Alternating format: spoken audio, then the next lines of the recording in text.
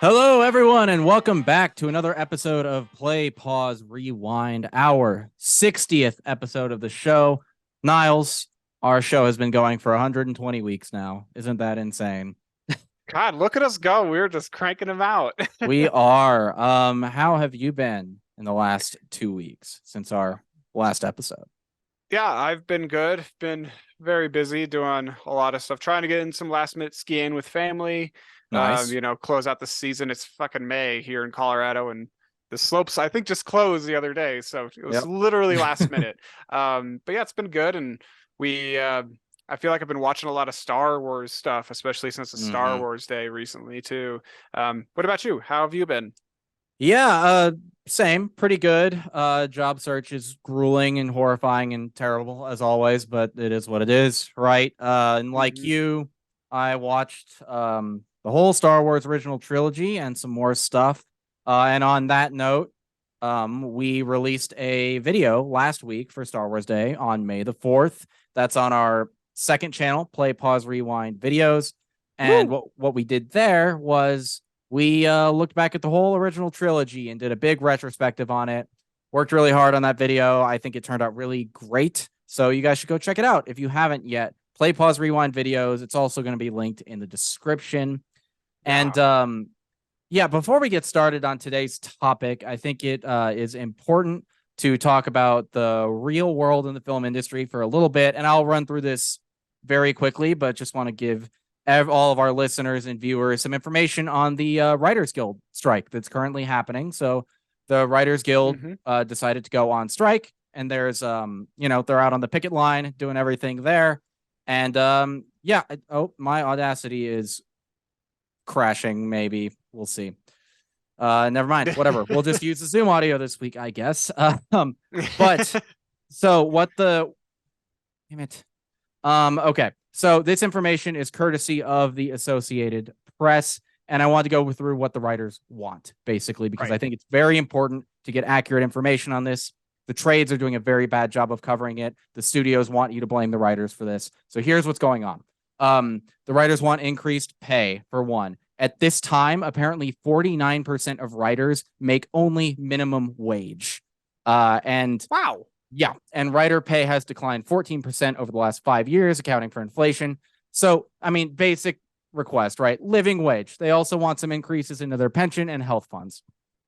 They also want better residuals. And if you don't know what residuals mean in this context, is back in the day for a TV show, if you were a writer on a season of TV, eventually that show might go into syndication. And then you, as a writer, were paid every time a rerun of an episode you wrote airs. And when it's sold in foreign markets and stuff like that, that doesn't exist anymore because of streaming shows. Um, Hmm. so, one, streamers do not release viewer data for the most part. So, a writer doesn't even know how much their work is worth anymore to the studio. And that is by design. The studios don't want them to know because they can pay them less. Wow. Yes. And so they want better residuals to account for the changing marketplace with streaming coming to the forefront, right? And next thing they want is staffing requirements. It has now become the norm to have what's called mini rooms of writers, where they're basically like 2 to 4 people tasked with writing X amount of a show before it's even greenlit. And then if the Hmm. show isn't greenlit, all that works out the window. So they don't want that anymore. They want dedicated writers' rooms. The studios are trying to change the profession of writing into basically a day labor job. They don't want you to be a career writer anymore. They want to do a day rate. Writers don't want that, and they also want to address the fact that they're overworked and understaffed. Hmm. They also want shorter exclusivity. So it used to be, when a season of TV is 22 to 23 episodes, you're pretty much working on that show all year, right? But now the norm is more 8 to 10 episodes. So it doesn't take as long, but the writers are still being held in exclusivity for about the same amount of time as they used to be. And they're being paid less because they're paid by episode. So they want shorter exclusivity so they can work when they're not working. um, Wow, I had no idea that that was still kind of a thing. yeah, That's crazy. and they want assurances on AI, basically safeguards ensuring that studios will not start replacing writers with AI to generate scripts or punch up existing scripts for rewrites and stuff like that. And that's it. That's all they want. The total cost of this industry-wide has been estimated to be $429 million per year. That's it. For contrast, Warner Brothers Discovery CEO David Zaslav made a salary of $39 million last year, plus stock options. He made around $200 million the year before. So this is a super easy expense for studios, Yes. like mind-numbingly simple. So I just wanted to make the point right off the top. One, you should know what's going on if you're a fan of film and TV. And two, know where to direct your anger when your favorite show goes to shit because there are no writers on set or is delayed. It's the boss's fault. It's always the boss's fault. And for more information, we've linked strike info below. And if you want to materially support the strike, we've also linked that below, because lots of people in the industry are affected by this, right? The writers are going on strike, but, you know, working actors and other cast and crew are like all affected by this financially too. So if you want to donate to a fund to help them pay their bills while this happens, that is linked below. Select film and television, where it says direct my gift to, and that's what you do. So do you have any thoughts on any of this before we move on to the topic? No, I mean, of course I do. It's I mean, it's an important thing to talk about because, in the entertainment industry, it's changed so drastically, even within the past like 5 years. Just like you were saying with streaming, like the rise of it, the pandemic certainly like pushed that along very rapidly, because people weren't going to the theaters, people weren't going to TV sets anymore for a while, and then now it seems like everything is just streaming. Like, you know, a movie comes out in theaters and then it's on streaming in like a week, you know, even if it's a great movie and it's making a lot of money. It's just like, that's just kind of the nature of the industry. So yeah, I think we do need those kinds of safeguards in place for these for the writers, to give them what they want. And like, you know, even when it comes to AI, you know, the generative AI, I don't have any fucking confidence that a generative AI could write a coherent, like, good TV show. Like we, you know, ChatGPT is great, and of course it's only going to get better, but like there is a certain point where it's like, this is made by a robot. Like I can tell. Well, and it's made by other people's work. Like it doesn't, none of these AIs think. They are fed data, and the data, especially like with those AI art things, they're fed data of other artists' work that they created and did not consent to have put in an AI. So, and another important note, like these studios and big companies are not going to stop with writers for this stuff. Like, and when AI comes for your job, there's not going to be a union there to protect you. This is one of the few sectors in the American economy that has any sort of labor power at all. So like, this is kind of it. Like the writers win, or we will all lose in the next 20 years.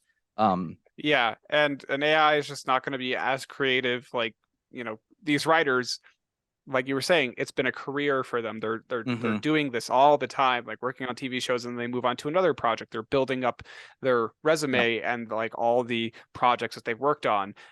So there's the originality and the creativity that's coming into all these different shows by those writers, and you know, you can't replace that. You just can't replace that. So yeah, and this, definitely stand behind them.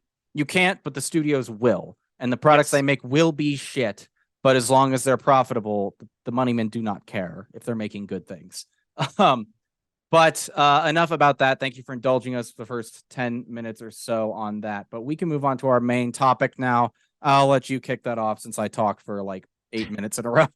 You got it. We are talking about the third Guardians of the Galaxy movie, Ooga Chaka. Yeah, it is. It's the fun one, the fun part of Marvel. I mean, it's all fun, but I think the Guardians of the Galaxy movies, they kind of stand in their own, like on their own, you know, inside the universe, but they are certainly, I think, a step above. But yes, it's the third installment of the trilogy of Guardians of the Galaxy movies. It's written and directed by James Gunn, and it stars Chris Pratt, Bradley Cooper, Zoe Saldana, Karen Gillan, Man, I can't pronounce any of these names. I'm Palm sorry. Palm Thank Clementine, you. I think. Dave Bautista, Vin Diesel, Sean Gunn, Maria Bakalova, Dylan Poulter, and Chukwudi Iwushi. I think that's how you say that. Apologies if I got it wrong.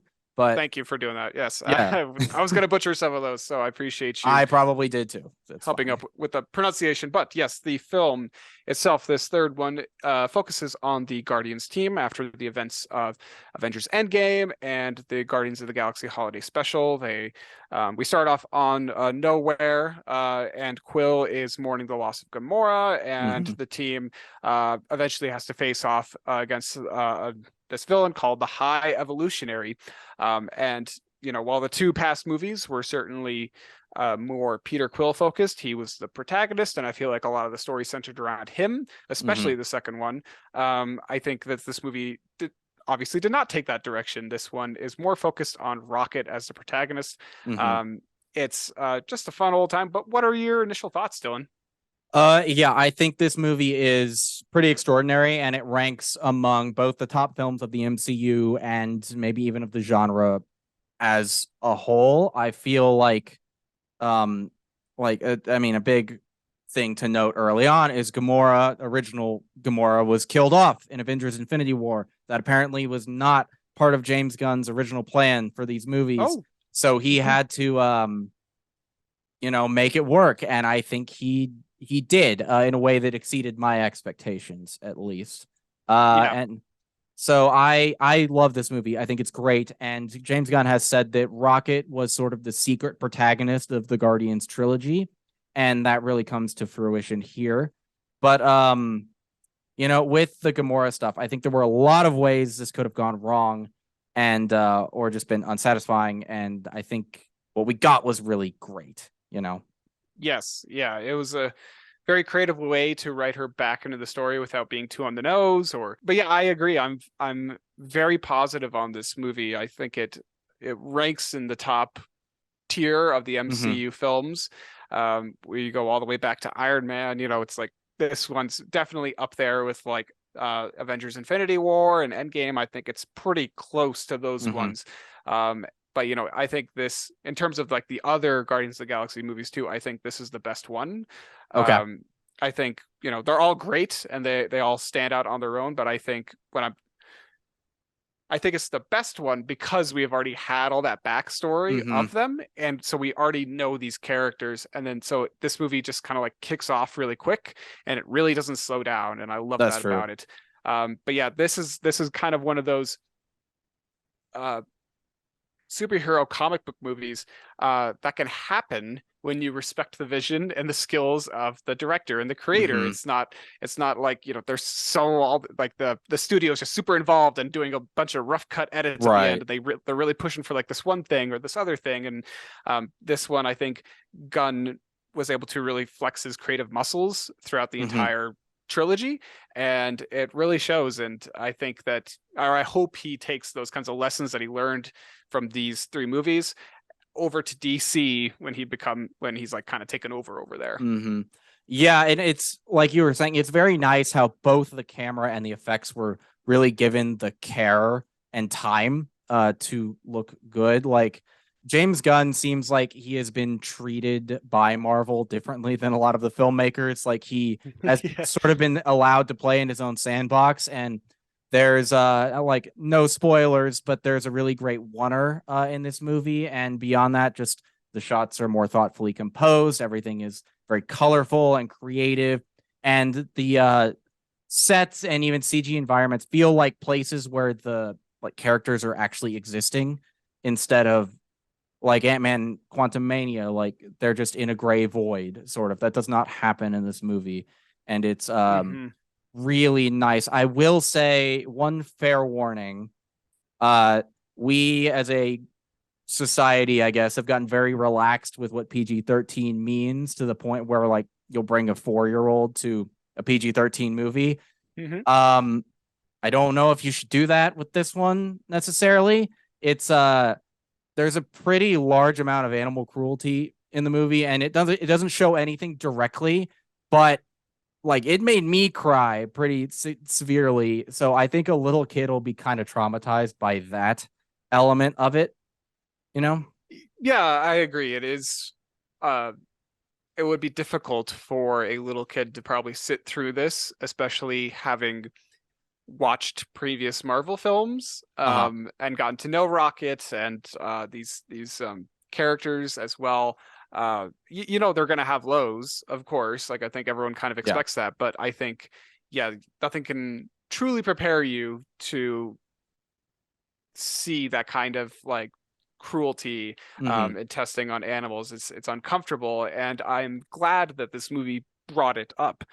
because I think it is a very sensitive subject for people because I think just in general people just get uncomfortable with it, obviously, Yeah. and not too many movies really address it or even acknowledge it when it's happening. They kind of like, I feel like it's always just kind of this thing that's swept under the rug where it's like if you Hmm. can't see it, you don't think about it. And I think that's just kind of an idea that's pervasive in our society. But animal cruelty and animal abuse and testing is still prevalent around the world. Hmm. So I'm glad that the movie spotlighted that. And it's not just about the cruelty part. There's a lot of subjects that are brought up in this movie, like I think I would argue the idea of animal nature and perfectionism, and then like genetic engineering, kind of like eugenics a little bit. Yeah. Oh, So very there's a much lot of eugenics. Yeah. there's a lot of crazy subjects brought up in this movie. So yeah, Yeah. it's interesting. And it's like I just wanted to say, like, if you're a parent of a really young kid, like the PG-13 rating exists for a reason. Your kid's better than like us random people on the internet. If you think your kid can handle that, then fine. But it like PG-13 means like might not be suitable for all audiences, and this might be tough for the little ones. It's not Mhm. it's not like a scary, upsetting movie or anything. It just has some Yeah. darker elements. It fits firmly within PG-13. But moving on from that, I really loved, and this is something all the Guardians movies have done, but the shifting diegesis of the needle drops of all the like rock songs from the Zune, because like they've always been existing within universe, but it's something I always love in movies where we're listening to something on the score and then it shifts to a speaker in the scene or vice versa. Just a note that I love seeing. I think it's so fun. The music is always exceptional in these movies. Like they just know how to weave a good soundtrack through the Hmm. movie and not have it be just like all the hits, all the like big numbers that everyone's gonna know, like in the Mario movie that we were just talking about, where it's just like, Hmm. okay, you're just playing the big ones like Aha and Beastie Boys and like all this kind of stuff like that. Like all the songs in this movie, I feel like are placed intentionally, and I feel like that's Yes. been consistent throughout the trilogy. Yes, it is the second movie we've seen recently with Chris Pratt in a fight scene playing No Sleep Till Brooklyn, though, which is kind of funny. That's so true. Oh my god, I didn't make that connection. It's less on the nose than Mario Brothers, because Mario Brothers is like, oh, you're in Brooklyn, so what do we play? No Sleep Till Brooklyn. This is but Those Beastie Boys, they're making some good residuals. yeah, but I think Guardians 3 being as great as it is, it shows us two things about the MCU. One, uh it really reminds you as a viewer why people do love the Marvel movies and are Hmm. starting to get a little disappointed in them, because like when they're good, they can be really good and really pop off. And two, it shows us why settling for the mediocrity we've been seeing a lot lately. Like I'm seeing a lot of use of the like let people enjoy things meme from Marvel Hmm. fans, and also just like people attacking critics for being critical of the movies. It's like, okay, if you do that, we're never getting another Guardians 3 ever. Because if Marvel, as a corporation who is a subsidiary of the Disney Corporation, sees that, oh, we can just make Thor Love and Thunder quality movies and our audience will just gobble it up, then that is what they will do. And that is all they will do. Yeah. so like remember that when you're evaluating these, like you have to be a little critical of the bad ones in order to get the good. Be respectful, but Yeah. Yeah. Of course. But yeah, I think I'll also clarify too that we went into this movie with two different perspectives too. So yep. you had watched the holiday special, I had not. Hmm. So I was a little kind of flying blind going in, but she kind of gave me like some pointers Yeah. about, okay, here's what you need to know. And I didn't feel terribly out of the loop at the start. But I know it would have helped my viewing experience. But like, I feel like they did a good job of establishing everything very Mhm. cleanly with like that kind with like it was like it felt like a one take where they're just going through nowhere and you Oh get to yeah. see all of our characters and like, oh, this is a new one. This is a new one. Oh, this is the things have changed, but Right. you get a sense of what's happening and all that stuff. So I didn't feel like my viewing experience was, you know, but I missed too much because I Yeah. didn't watch it. There's not a ton of important stuff in the special. Like there is one relationship that is revealed, but this movie tells you about it pretty quickly, and they have nowhere now. That's just where they live. But you don't see them get it in the holiday special either. They just already live there and are setting it up. Yeah, So that happened right. off screen. Um, but yeah, I think this movie maintains the quality we've come to expect from the Guardians movies, and it really gives a really satisfying send off to this cast of characters who we've gotten to know over the last 9 years. The first one came out in 2014, Oh my and gosh. yeah, I just think you really feel the love between all of the main characters on the team, and you can really feel that they've grown as people and have sort of come to view each other as a team and a family. They're not the same people they were when we first met them. And it's just a satisfying closer to a trilogy. And this is the only sub-series in the Marvel series that I consider to actually be a trilogy. All the rest of them are just too intertwined in Avengers movies and other stuff going on to function as standalone trilogies. In my opinion, this is the exception. Yeah, I would agree because I'm just thinking back on like Captain America and Iron Man and those trilogies Mm-hmm. and Thor, I guess to an extent, but Thor just keeps going. Um, and yeah, like they are all like pretty closely aligned with each other, I would say, Yeah. and they're all building to something. I feel like Guardians is just here. We're just the Guardians. We're having fun, Right. and saving the Like universe. like the end of Cap's trilogy is Civil War. It's like that's not a closing chapter for that character at all. That's a middle No, chapter. His yeah, he story keeps ends going in too. Endgame. Like it's not a Yeah, trilogy. It doesn't work as a trilogy. It's silly yeah, to call it one. and I think the movie itself, in a lot of these Marvel movies, you're going to see those same common tropes, the Mm-hmm. common beats, the repetitive ideas along the way, and those are all fine and good if you can craft a good, interesting story around them. Mm-hmm. And you still see some of that stuff come up in Guardians 3 here, but I don't think it harms the film at all. Like I honestly don't have many complaints. No. Like the only complaints can think of are like very minimal and like very nitpicky. Like I think Mm-hmm. you could remove this series almost from the MCU and it would still kind of work for the most part on its own. Kind of like maybe even like if the MCU didn't exist and you just made the Guardians films, it could Mm-hmm. just be kind of like a Star Wars movie where it's just like, okay, now it's just this whole new environment and we're just going to focus on these characters and Yeah. that's it. Like And I think that was part of Gunn's goal in making this was not to make a Star Wars, but make something that feels like a Star Wars to a new generation. And I don't know if he fully succeeded at doing that, but he did make something really special with all three of yes, these movies, I think. And it'll be a loss for Marvel seeing him go. That's the reason I like it's tempting to say this movie is a return to form for Marvel, but Gunn is leaving and Gunn has not made a bad superhero movie. So like whether Marvel's turning a corner kind of remains to be seen. I think we'll have a better answer to that when we watch the Marvels in November. So yeah, we'll talk about that then. But yeah, he's going to DC now. He's in charge. He's written and is directing Superman Legacy.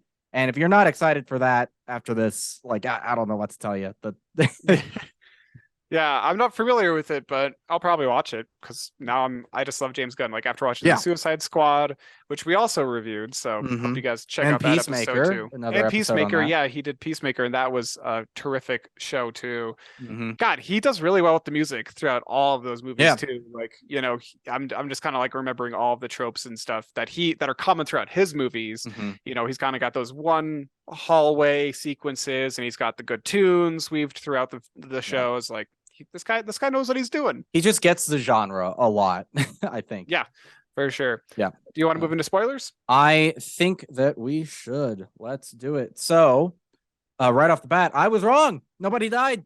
Nobody died. Can you believe And it? I know I was shocked, but honestly, in retrospect, I'm kind of happy about it, especially with how grim the story was getting at points. Like it feels like a nicer, kinder send off to let the characters live. Killing one off Yes. would have, and it's not like Guardians of the Galaxy characters have not died along the way. Like Gamora's dead, Yondu's dead. We've lost people. The entire planet that they defend at the end of the first movie presumably got destroyed by Thanos off Yeah, screen. that's true. So, Yeah. Yeah, everyone got probably brutalized. Even mhm. John C. Riley. God, poor guy. I know. And his kid, he had a kid. Yeah.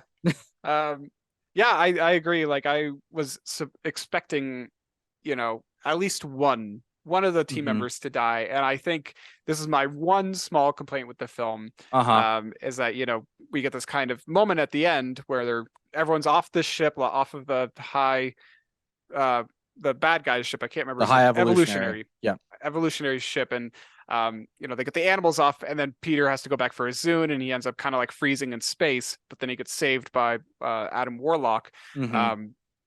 It in that moment, all I could think of was just that scene from episode 8 of Star Wars with Leia in space, Mhm. and how she just returns back and then she's alive again.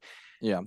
It's fine, like out of anyone, I think Peter Quill's death would have been the most acceptable and emotionally Mhm. resonating, Yeah. in my opinion. But at the same time, I'm not too upset that he survived, because yes, we did get some good solid endings for all of our characters. And I Mhm. agree, like his death would have put another grim note on this already kind of fucked up story. Yeah, and I will say on that, like it bothered me for like a tiny second too, because earlier in the series he survives a longer time in space than you would think, because he has that celestial DNA from Ego. But Right, he right. he loses that in Guardians 2. And in Star Wars, like you can make the argument, it's like, oh, the Force kind of protected Leia a little bit, and then she's also taken out of commission and unconscious for like an hour of the movie while she Yeah. heals. And in this, he's like fine pretty quickly, but whatever, I'm fine with it. It's a nice yeah, kind of ending, and like I would prefer a happy ending rather than a somber ending for him. right. And just the whole team in general Yeah. too.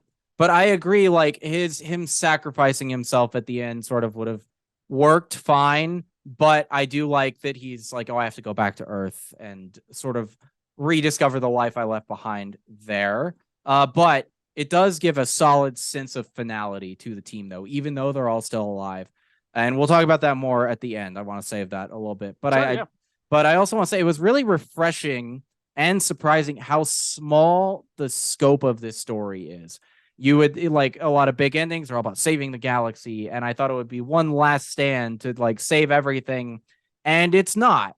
It's really Rocket gets fucked up in a fight at the beginning, and they need to heal him, and that is the crux of most of the movie. Is Yeah, getting him it's like a med kit. yeah, it's saving Rocket's life. It's a small scale story, because I think you're right with these kind of MCU big budget films. I think Mhm. the common reaction once you've put out 2 of these great movies, you're like, Mhm. okay, bigger is better. Bigger is better. We're going to go with this big climactic ending. And the first 2 movies definitely had these high stakes. They were literally saving the universe from Yeah. destruction and just death everywhere. So it's like this one is more focused on the group. Like, yes, Mhm. the universe is not technically at stake here, and not every life form will die. But there's significant implications if this guy continues to do what he wants to do, like the high evolutionary, perfecting the universe in his image, whatever. And I think it's more emotionally impactful to bring it on home back Yeah. to someone on the team, rather than just being like, okay, let's focus on another Peter Quill story. It's like, no, let's hold off, and let's just focus on someone who's been like the heart of like the team for a long time. Right. And I guess we should say, like, every Guardians movie, the scale was bigger in the first 2. Like they're defending a planet in the first one from an invasion. But it's really about like the team has now come together and they're working together and growing and like bonding. And the second one, the universe is at stake, but the real conflict is between Peter and his dad, right? That's the Yes. core of it. It's not Like we cut back to Ego like blowing up everywhere across the universe, but it's not about that as much. So I think Gunn is just really good at finding what really matters in these big climactic sequences and focusing in on that. And yes, and you mentioned Rocket several times. His story really is the heart and soul of this movie, and I think it manages to carry that emotional weight very well. You know. yeah, for a CGI character, I definitely felt like the animators obviously put in a great deal of work into him rendering, like creating this little raccoon who's sentient and all this stuff, but they did a fantastic job of making him feel alive. And the performance that Bradley Cooper gave, but also the work of the animators, it just felt like everything just kind of clicked with him as a character, and the discovery of his backstory was fascinating and heartbreaking simultaneously. Yeah, his little animal friends getting killed might have had me crying the hardest I've cried in a movie in a very long time. It's the script and the voice performances and the animation just really make you care about all the little animals so much. You get invested in their friendships and their desires to see this new world that they've heard so much about. And of course, in the back of your mind, it's like this motherfucker is not letting them on this world. But his reaction to I think Lila was her name, right? The little otter, to Yeah, her Lila. death specifically, it was just so fucking raw, and then you have like Teets and Floor in the background. I think they're saying like Floor, Teets, Rocket, go, or something like that. And it's like they're just begging him and panicking. It's like, dude, we gotta go. Come on, come on, come on. And God, he's just like frozen in shock and just screaming. And it really it's so honest, like well, yeah, it feels genuine, and I've never tried to escape from prison myself, but I imagine it would be a very emotional time for me too, especially if I knew that all my friends were about to be exterminated and they're the only friends I ever knew, and everything about about your life has just been kind of not a lie, but you've been just you've been created by someone else, and now you're having to live through these consequences, and you have so little control in this situation. Like I would absolutely react the same way and try and just scream and cry and then try and kill my captor. Yeah. Well, and what makes it even more sad, I feel like it's like they were going to get executed anyway, right? But it was Rocket's little plan, and he put the key together and he let her out of the door, and then she got shot. So like there's definitely a part of him that's like, I did this. It's my fault. And it's not, of course, but you don't think rationally when something like that happens. It was fucking devastating. Like it's really sad. But it's very sad. Yeah, I mean, all the animal cruelty stuff and animal abuse just hits home, and it's such a good emotional punch and an emotional hook too for the audience. I feel like that is always the thing, or always one of the things with Marvel movies, is just, okay, what's going to draw the audience in and keep them invested? You need that emotional hook. You need something to keep me to engage me and make me relate to these characters and like them and want to see them succeed. And I feel like sometimes the emotional hook is, oh, I just want revenge, or I'm just looking out for my little sister, or it's like these kinds of common tropes that we're very accustomed to seeing. So this one, I think, is universal for everyone. Oh, it does a great job of getting us on the same page on hating this guy for sure. Yes. And I do think because it's not directly showing what happens to Rocket and them, I think just a really effective use of dialogue was Nebula when she's watching the recording, saying that this is worse than what Thanos did to me. Because over the course of the movies and even in Infinity War, when he's torturing her, we see how devastatingly that affected her, and to know, oh, this is way worse than that. It's like, oh my God. Okay. Yeah. Puts it in new perspective for sure. Yeah. Yeah. I just kind of wanted to talk about the animal abuse and testing real quick. We don't have to spend too much time on it because it is such a heavy subject. But yes, the message of this movie is clearly anti-animal abuse, or at least one of the messages that you can pull out from it is just how wrong and fucked up this is with cruelty. And yes, just kind of like what we were saying, this, like other MCU films, I feel like they might have like some kind of message or something like that, but I feel like this one genuinely and authentically had a message, had some social commentary, and it didn't dominate the movie. It was just, it's there in the movie. Yeah. It's not the entire conversation around what happens. I think it trusts you to see it and feel something in response to it. It doesn't need to tell you how to feel. It's just like, you know, the response you're having, deal with that. You know? Yeah. It's emotionally devastating, and like, you know, animal cruelty is still a very big thing in our society, and animal testing as well. There's abuses that happen all the time. Like, I got some facts from PETA here real quick, and one from the USDA, that 10 million animals are abused to death in the US each year. So that's, you know, all kinds of animals, not just pets. And then over 100,000 dogs are used in tests each year. And I think that's globally. So that's like tests for makeup, tests for I forgot about that. Health products. Yeah, it's like all these kinds of like small tests for these products that we use as people. Just to make sure they're safe for us, you know. And then there's another stat for 115 million animals are used in lab experiments around the world. So there's plenty of abuse around the world with animals. So yeah, if you think it doesn't exist, it does. Oh, it's a huge problem. And I do want to add though, like, just because some of these are from PETA, PETA is fucking awful. Like demons. Like 97% of the animals that come into their care are euthanized. Hey, PETA, maybe take some of that marketing budget and put it back into caring for the animals that you take, because you kill a lot of animals for an organization that talks about how bad it is to kill animals. I just want to mention that because I fucking hate PETA. But I didn't know that. That's crazy. Oh yeah, they're horrible. Like if you are in a situation where you're trying to get an animal to a shelter, do not take them to PETA. They will die probably. Like it's that bad. I'll keep that in mind. Yeah. But it's you have a note here that I think is really interesting too, just about Rocket. Like his story is so core to the movie's emotional through line, and it works despite him being unconscious for like a pretty decent chunk of the movie, which is very impressive. Like modern day Rocket is not in the movie for probably an hour, 15 minutes of it. He's on a little medical bed. Yeah, just trying not to die. It's just a bunch of flashbacks of him, which is great. I love getting all that backstory about him. Yeah, they really saved it, and it hit home here, I think.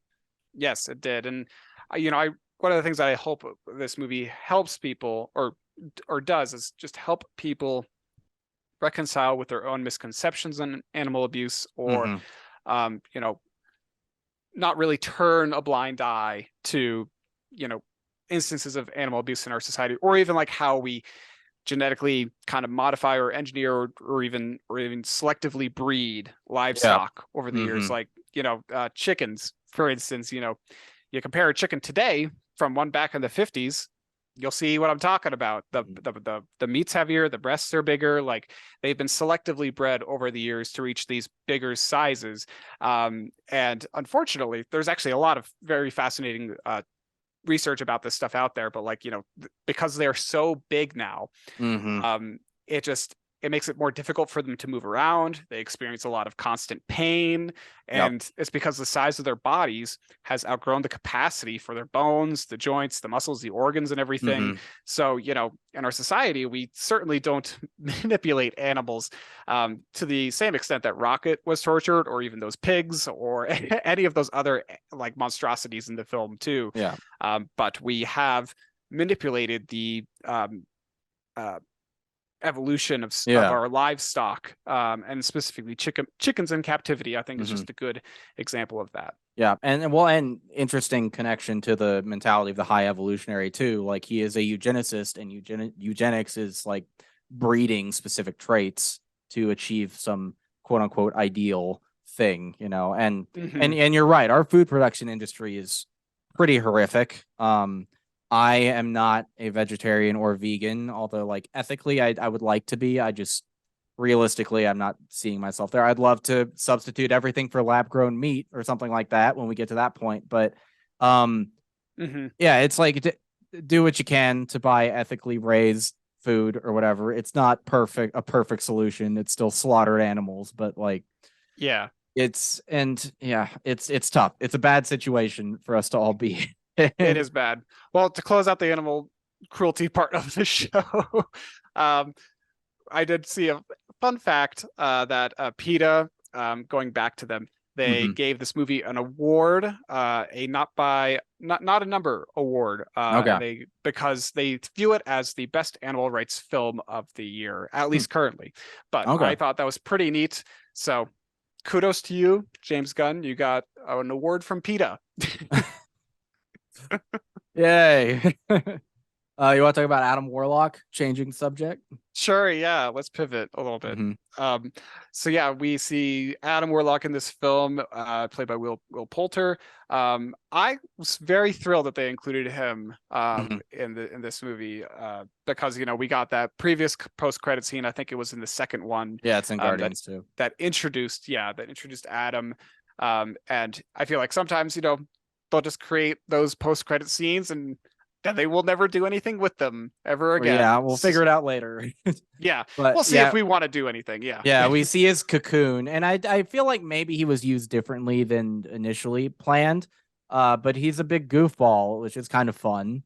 It seems like he's not been alive for very long. Yeah, he's very much an infant, and I love that. Yeah, but and beyond that, I think a fun role for Nathan Fillion as well. I love seeing Nathan Fillion in things. He plays the main security guard for this corporation they break into.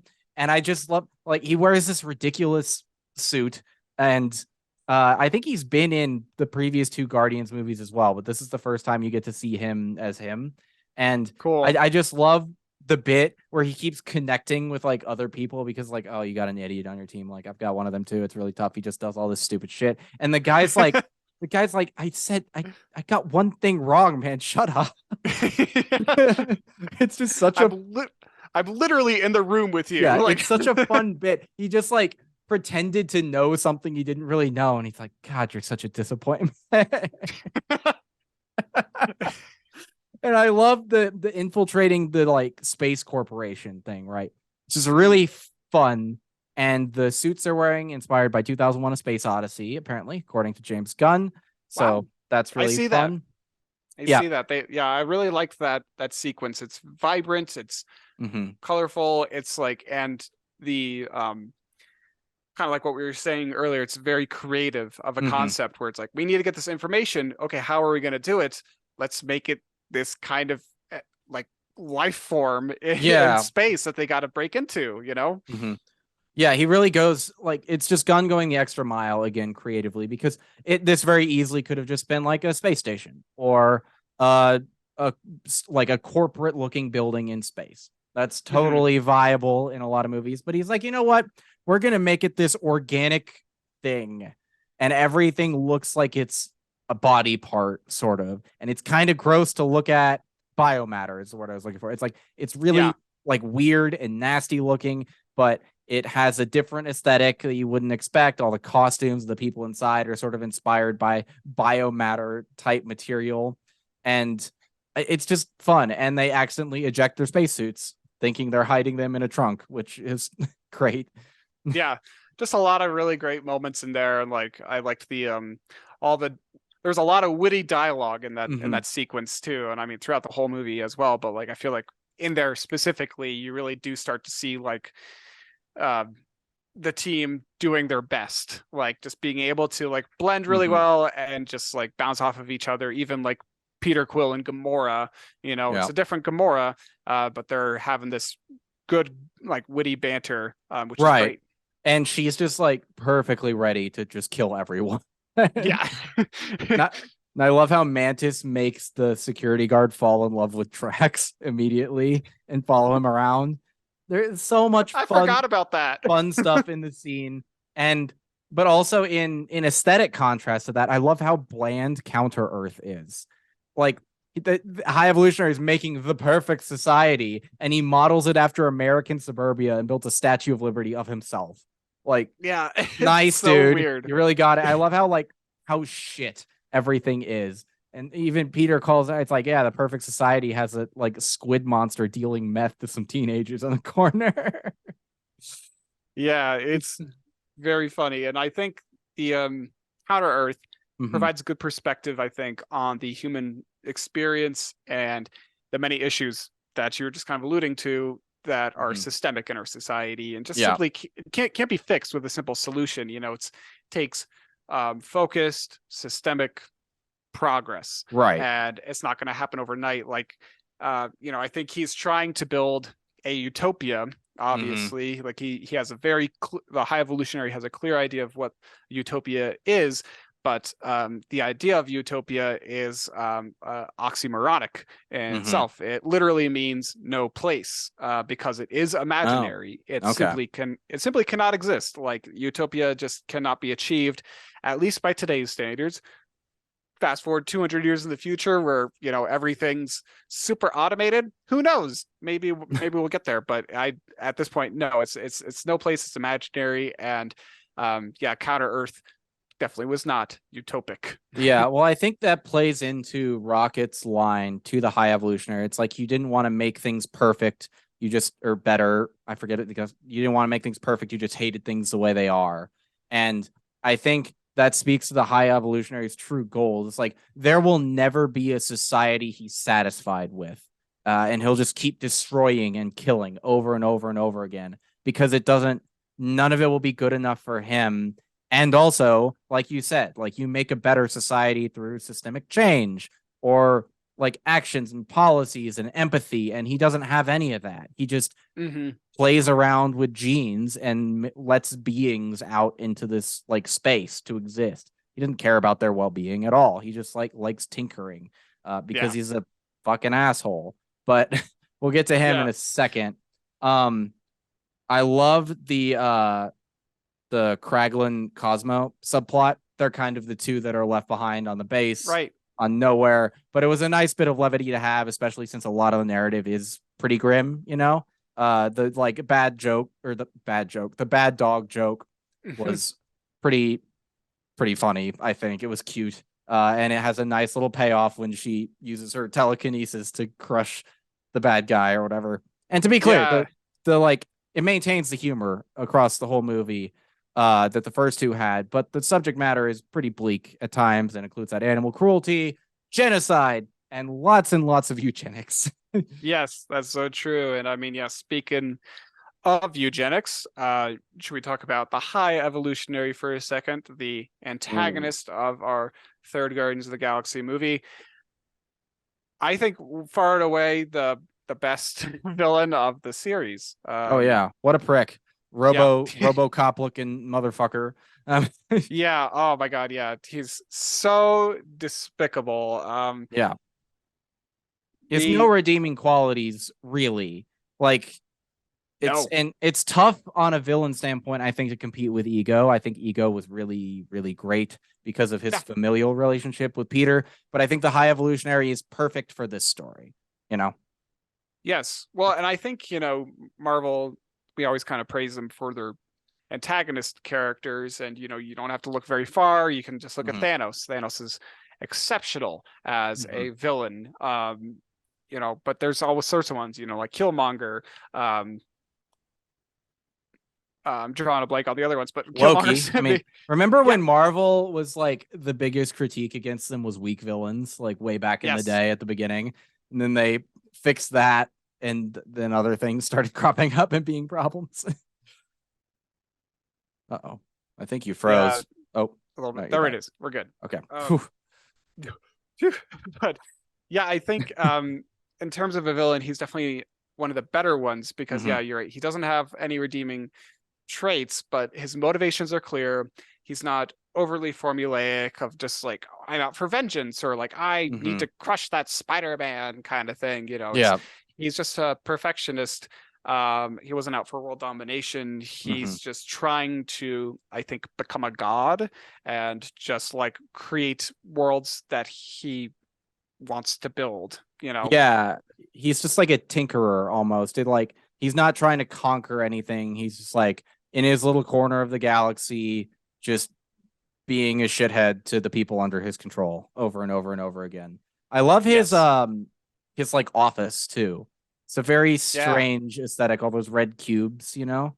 Oh, I loved all the cubes. Like the designs, like the set designs, like the ship designs are so cool in this film. But yeah, him as a villain, I think I speak for everyone when I say I wanted to see him die. I Yeah, wanted to see him yeah. lose. And I think everyone was on the same page as that. Just he's just such a good bad guy, and Mhm. the actor did such a phenomenal job. And Yeah. I'm just blown away by that. But Mhm. I don't really have any notes for him. No, I mean, he was great. He works perfectly for this. And sometimes it's a reminder. It's like we like our sympathetic villains. It's good to have them. It's good to have someone you can understand and empathize with. But sometimes you just want an evil guy.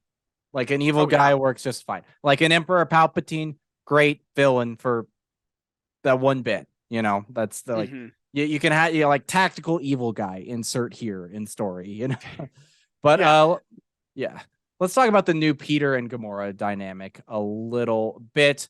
I'm really glad that James Gunn did not try and write them into a romance because she's a different person. And I think it would have been weird. Oh yes. I mean, to kind of force that relationship a second time, yeah, I Mhm. think that would have definitely felt weird. I agree with you there. And it makes sense because she is a whole different person, because she was entirely different when we first met her. But then, you know, once we start to get to know her over the course of the first two films, she softens up a Yeah. lot. And they do a And good job of making it clear that she's soft now. yeah, But this version of hers, she just a didn't experience few that. Yeah. yeah, she didn't experience that. She's just a few, like a year or two removed from Mhm. being under Thanos and um, all that stuff. So I think it definitely makes sense for her. Yeah, and I'm also glad that they didn't ship Peter and Nebula like the trailer kind of hinted they were. Like it was just a gag in one scene. That would have been weird too. But I Yeah, do me too. think they still managed to give the Peter Gamora relationship a nice closure. Like I really liked that scene at the end when she's going off with the Ravagers and was like, I bet we were fun. You know, like she's grown warm enough to them to sort of recognize like these people really loved this other version of me and I care about them too, but it's not the same and we have Hmm. to accept that. I think it was a really mature choice to end their story that way, you know. I agree. Yeah, it was a good ending for them. And yeah, I mean, I didn't realize that Gunn had to completely write around that hiccup. I thought, Mhm. right, I'm not in tune with everything, so I kind of thought he knew that she was going to die. So yeah, that's a Yeah. very tricky thing to kind of write around. I think he like knew but wasn't when in control, you know, like Okay, he yeah. was outranked. And that is I think I've talked about it on the show before with Thor, but that is kind of a symptom of all of these little franchises feeding into the big franchise and sort of being subservient to that. It's like Gamora's death works great for Infinity War, but it Hmm. really put Guardians 3 in a tight spot where James Gunn had to get really creative with how to make it emotionally resonant. And he did, but it you do run into these problems where characters' arcs sort of have natural, you know, trajectories, right? And then sometimes they have to keep going or go in a different direction. It's sort of a spinoff, like Thor, I mentioned, as the other example. Like Thor Ragnarok is a beautiful conclusion to his storyline, his arc. He starts Yes. the first movie, like he wants to be king. He's like, yes, let's go, but he's not emotionally ready yet. And then he goes on all these adventures through the Avengers movies and his own movies, and he grows and changes and Ragnarok, not the final movie, Ragnarok ends with him sitting in the throne on his ship now because Asgard is not a place, it's a people, right? His brother is by his side, Heimdall's there, like everything's good. The song from the first movie comes back for the first time in a long time. Closure. But then Infinity War has to happen. So Yeah. half of those people get killed off and he has to start a new journey. And it's kind of like if it were just a Thor series, Ragnarok's where you cut it off, right? That's it. It's over. Mhm. But you can't do that because you got to have Infinity War. Great movie, Yeah.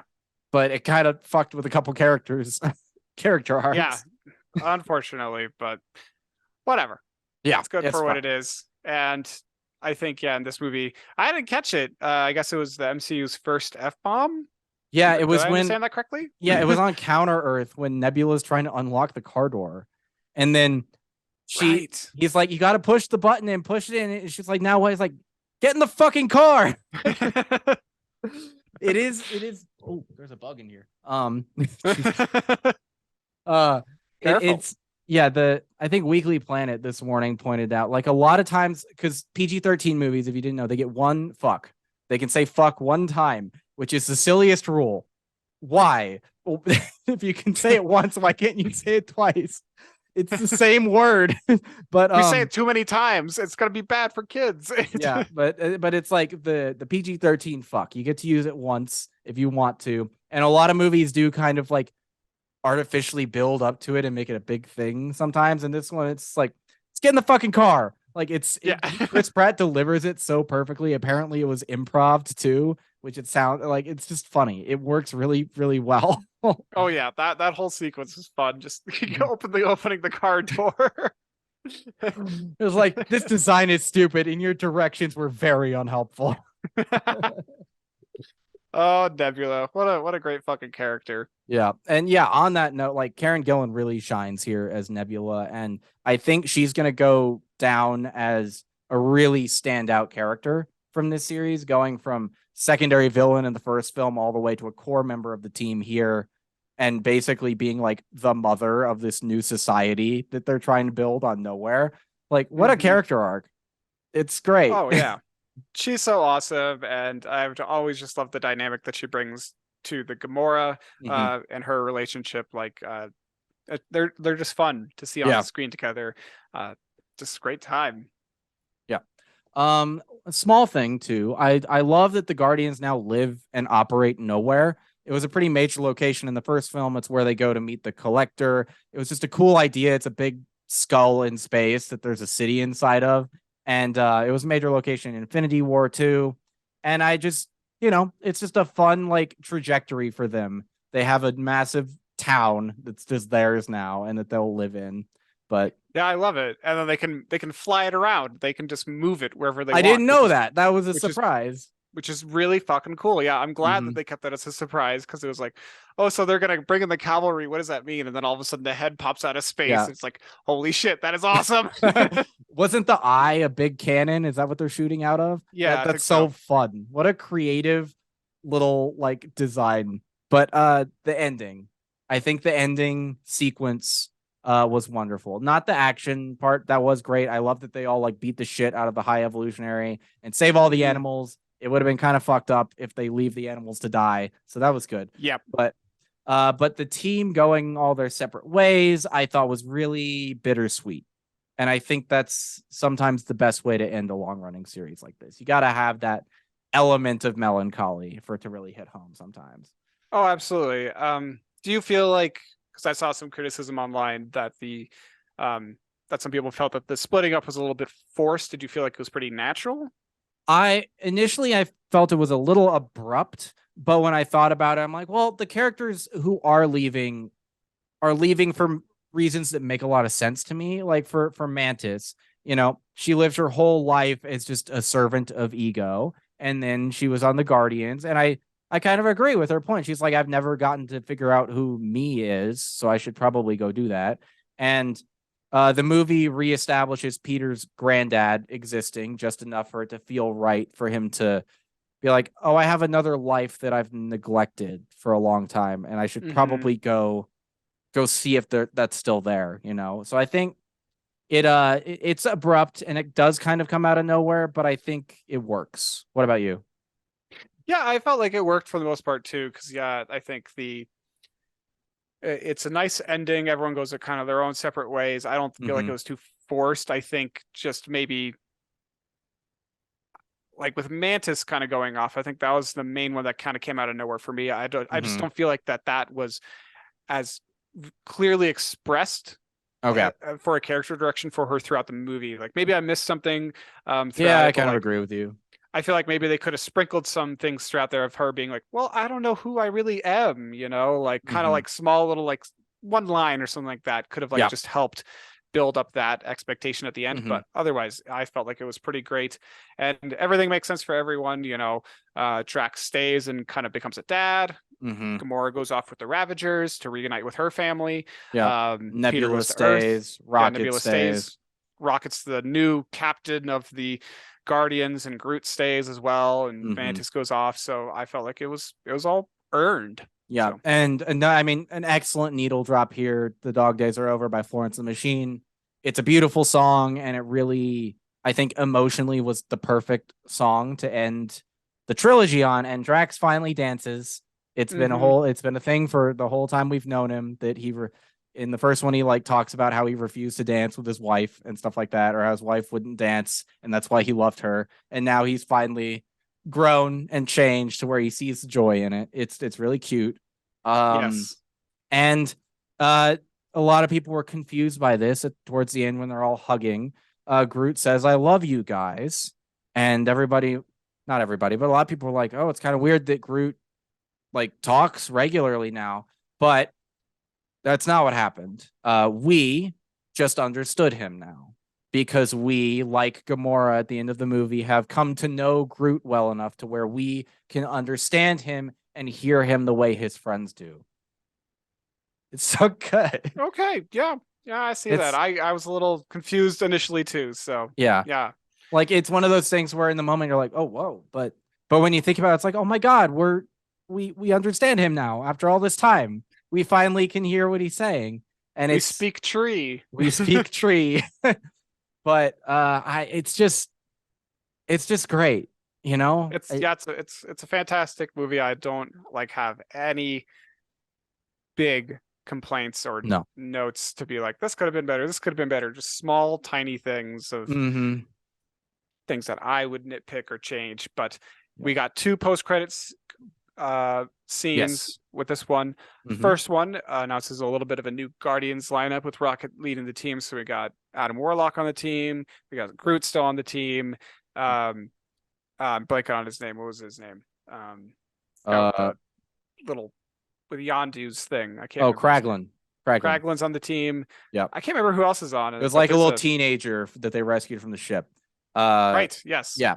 So they're all on a team, and it's kind of interesting. They're defending a town from attacking animals, and because so much of the movie was about animal cruelty, but I think it addresses it well enough because she's like, "Don't we feel bad for them?" And Rocket's like, "Yeah, but like these people can't defend themselves." So it's kind of a situation, I guess, where it acknowledges like sometimes there are situations where you have to fight and do stuff like that. It's kind of Yep. odd, but a lot of I've seen some people say, and a lot of people would probably argue, oh, we have a new team now to see lots of new adventures with the Guardians of the Galaxy.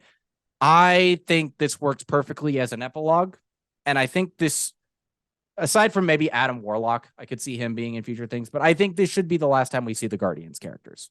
I think their story has wrapped up beautifully, and it should be left alone.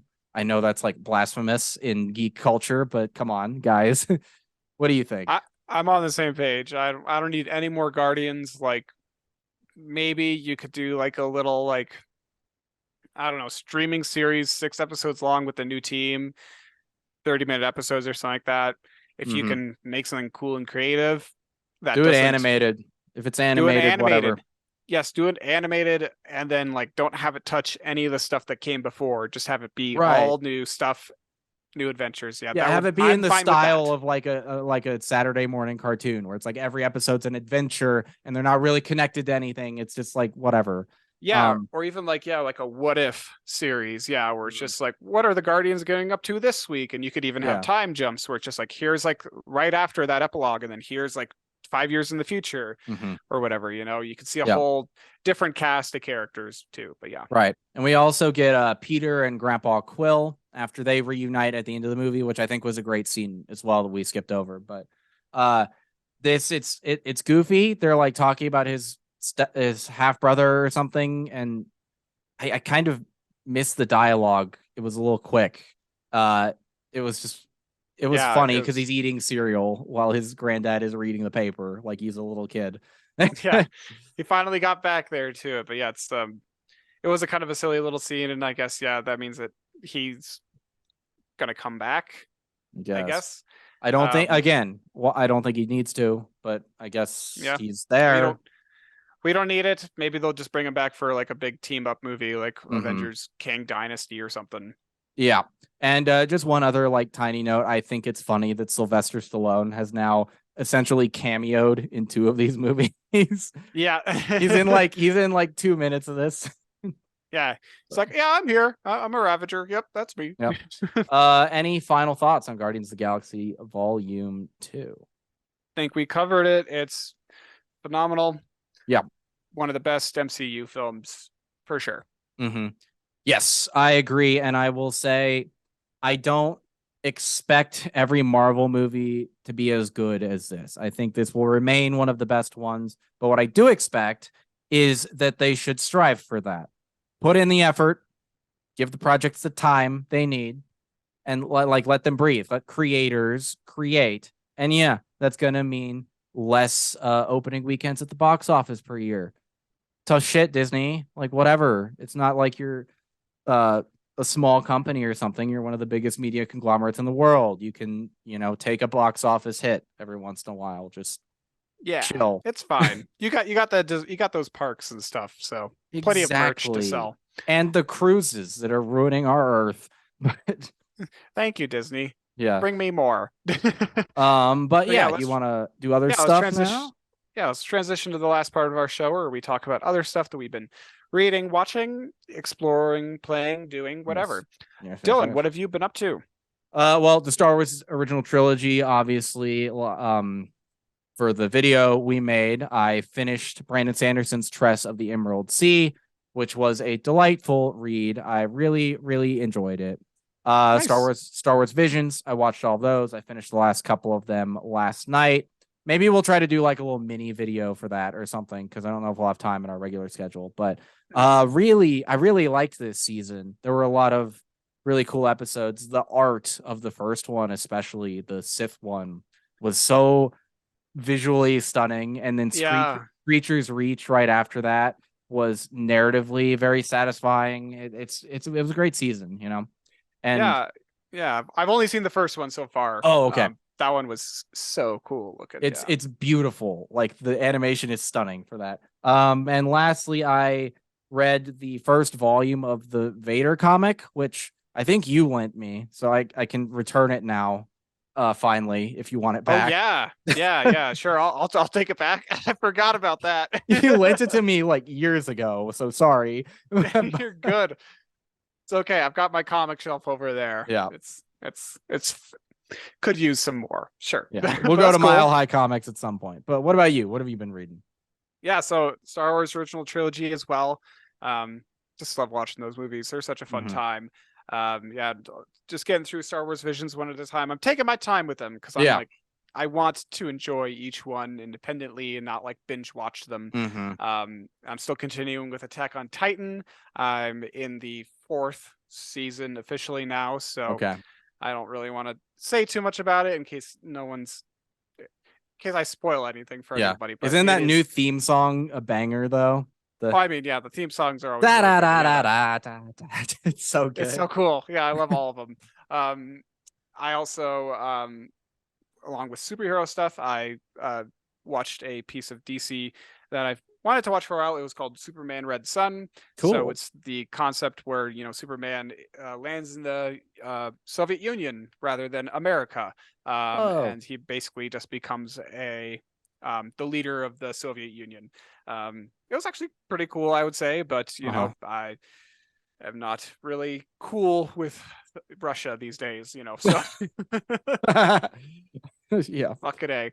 Um, And cool. then, yeah, one last thing. We watched When Harry Met Sally. It's an old romantic comedy with Billy Crystal. And I'm forgetting the actress's name, so my apologies. But Mm. it's a good old fun romedy com or rom Romedy com com. comedy com. I Good liked old it a fun lot. Romedy com. I It like it that was a lot of word. fun. And then Carrie Fisher was actually in that movie too, which was Oh, really yeah. cool. It was Well, like, that's why you whoa. watched it, right? Isn't Well, yeah, because I was watching the original trilogy, and then my girlfriend walked by, and I think she saw Carrie Fisher, Mhm. and something probably clicked in her brain, and it was, Oh, okay. oh, do you want to watch When Harry Met Sally? Yeah, let's watch it. Why not? So I'd never seen it before. It was a Yeah. good time. That's fun. But that is going to do it for us this week. Let's see. I thought Spider-Verse was going to be next, but that doesn't come out until June, so probably not that. We'll But figure it out. yeah, we'll figure out next episode and then post it somewhere in 2 weeks. But until that point, Niles, where can people find you online? People can follow me on Instagram at Niles Got No Styles. Dylan, where can people follow you? On Twitter at D-Day Movies, on Instagram at DylanD1026, on YouTube at D-Day Movies, on Twitch at D-Day_movies, and you can find both of us on our second channel, Play Pause Rewind Videos, where you definitely should go watch that Star Wars video because it took a lot of fucking work to get out on time. So appreciate it, audience. Go watch it.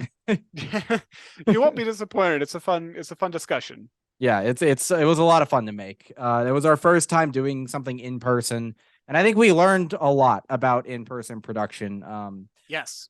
Yeah, eliminating microphone bleed, that's a fun process. And I think like we need to get another light, like a soft light for the front of our faces, but fuck it, we'll get to that. Thank you all so much for watching and listening. Leave us a 5-star review on your podcast platform of choice, like and subscribe on YouTube, share with friends and family, do all that fun stuff, and we'll see you guys in the next episode. Thank you so much. Bye. Bye.